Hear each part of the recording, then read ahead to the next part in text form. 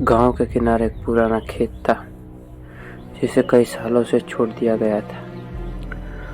लोग कहते थे कि इस खेत में अजीब घटनाएं होती है और रात के समय वहां से अजीब आवाजें आती है। कुछ ने दावा किया कि उन्होंने वहां पर छाया देखी है जो खेत के चारों ओर घूमती रहती थी। इस कारण से कोई भी किसान उस खेत को खरीदने या उसका काम करने की हिम्मत नहीं करता था। एक दिन गांव में एक नया किसान रमेश आया। वह एक साहसी व्यक्ति था, पर उसने इन अफवाहों पर विश्वास न किया। उसने खेत की हालत देखकर लगा कि यह खेत के लिए अच्छा है, इसलिए उसने उस खेत को खरीदने का फैसला किया। गांव के लोगों ने उसे चेतावनी दी कि यह जगह भूतिया है, लेकिन रमेश ने उनकी बात को अनदेखा कर दिया और खेत का काम करने लगा। पहले कुछ दिनों तक सब कुछ सामान्य रहा। रमेश ने खेत की सफाई की और उसमें से बीज बोए, लेकिन फिर एक रात जब वह खेत के किनारे बने छोटे घर में सो रहा था, उसने अजीब आवाजें सुनाई देने लगी। यह आवाजें जैसे कि कदमों की थी जो खेत में घूम रहे थे।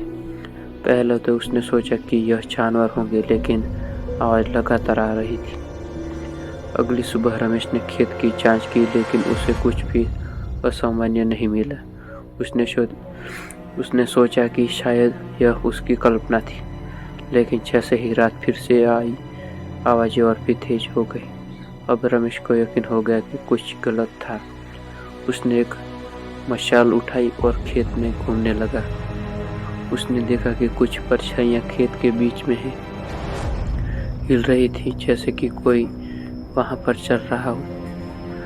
रमेश ने मशाल को ऊंचा किया और परछाई के पास गया, लेकिन जैसे ही वहां पहुंचा, परछाई गायब हो गए। उसने अब डर लगने लगा। उसने तुरंत गांव के बुजुर्गों से संपर्क किया और उन्होंने बताया कि वह खेत में अजीब घटनाओं का सामना कर रहा है।